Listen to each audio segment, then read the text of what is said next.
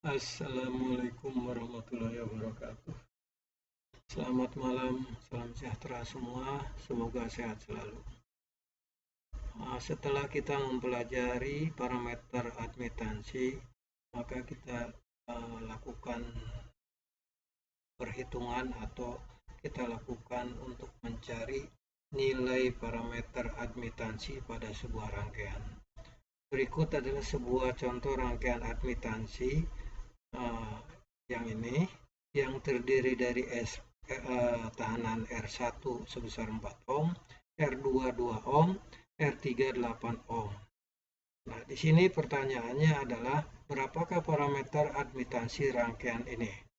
Di mana parameter admitansi itu ada 4, yaitu Y11, Y12, Y21, dan Y22. Nah, untuk pertama kali kita cari nilai parameter admitansi Y11 dan Y21. Nah, untuk mencari Y11 dan Y21, seperti yang telah kita pelajari pada materi sebelumnya, bahwa terminal output harus dihubung singkat. Nah, tujuan dari terminal output dihubung singkat agar nilai E2 atau tegangan output atau tegangan P2 adalah sama dengan 0.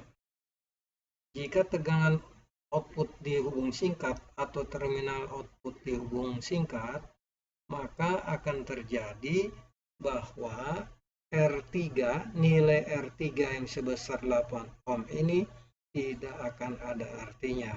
Kenapa? Karena telah tershort circuit di sini. Sehingga R3 kita anggap tidak ada atau boleh kita buang.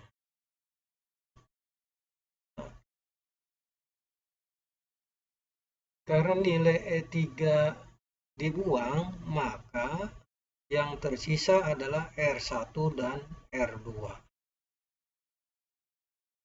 Dengan demikian, dari rangkaian ini adalah rangkaian R1 paralel dengan R2.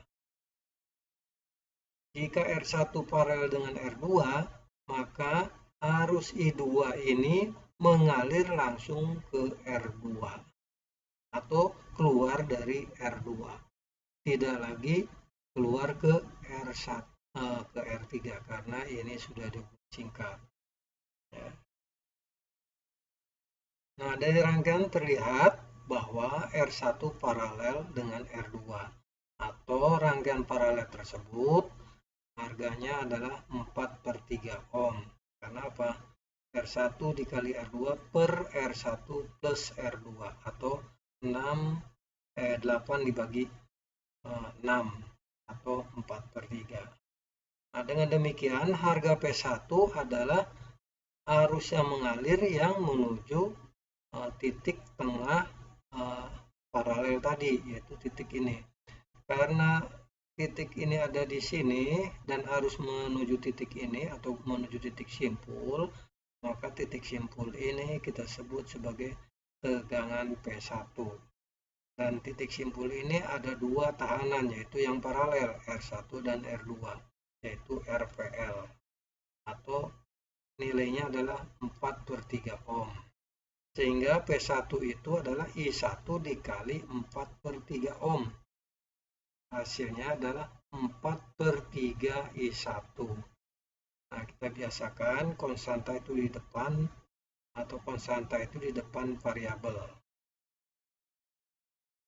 Sehingga menurut persamaan yang terdahulu, ya, bahwa parameter admitansi Y11 itu adalah sama dengan I1 per P1 dengan P2-nya dihubung singkat atau P2 sama dengan 0. Di mana I1 per P1 itu adalah I1 dibagi P1-nya adalah 4/3 I1. Ya. Dan di sini I1 dibagi I1 hasilnya adalah 1, sehingga I1 dibagi 1 per hasil akhirnya adalah 1 per 4 plus per 3 atau sama dengan tinggal 3/4. Nah, 3/4 adalah parameter admitansi Y11 dengan satuan S. Jadi 3/4 S. S itu adalah Siemens. Berikutnya kita perlu mengetahui I2 ya. Kita lihat di rangkaian ini, kita perlu mengetahui I2 dengan tujuannya adalah untuk menentukan parameter admitansi yang lain yang berdasar pada I2. Nah, kalau kita lihat I2 ini adalah berlawanan dengan I1 ya. Kenapa berlawanan? Karena I1 itu adalah sumber arus ya, sedangkan I2 itu adalah yang keluar dari titik ini ya, titik simpul. Nah, kalau sebelumnya bahwa yang masuk itu negatif, yang keluar itu adalah positif. Nah, tetapi di sini nanti kita lihat bahwa kebalikan aturannya, yaitu yang masuk adalah positif, yang keluar adalah negatif. Tidak masalah, yang penting kita sepakati yang mana. Nah, di sini bahwa I2 itu adalah arus yang mengalir di R2. Tidak ada arus yang mengalir di R3, karena R3 ini dianggap tidak ada. Karena apa? Sudah terhubung singkat di sini. Nah, jadi untuk menentukan berapa besar I2 adalah dengan hukum pembagian arus. Yaitu bahwa dalam hukum pembagian arus, untuk menentukan I2 dengan di mana di sini ada rangkaian paralel R1 dan R2, dan I2 adalah yang mengalir pada R2, maka I2 itu adalah I1 dikali R2 per R1 plus R2. Nah, jadi kenapa minus tadi saya sampaikan, kalau yang masuknya positif maka yang keluarnya negatif. Tadi I1-nya positif, I2-nya ya harus negatif. Maka minus I2 itu adalah hukum pembagian arus berlaku di sini. Yaitu R1 per R1 plus R2 dikali I1 adalah sama dengan 4 per 4 plus 2 dikali I1. Atau 4 per 8 atau 2 per 3 I1. Nah, sehingga I2 itu adalah sama dengan minus 2 per 3 I1. Minnya kita kembalikan ke I1. Nah, kita pindahkan ke I1. Nah, dengan demikian, kalau I2 diketahui, maka kita bisa mencari Y21 sesuai rumus yang telah kita pelajari pada materi sebelumnya. Yaitu Y21 itu adalah I2 per P1. Di mana P2 adalah sama dengan 0. Atau sama dengan I2 itu adalah I2 sama dengan minus 2 per 3 I1. Sedangkan P1 adalah 4 per 3 I1 di halaman sebelumnya.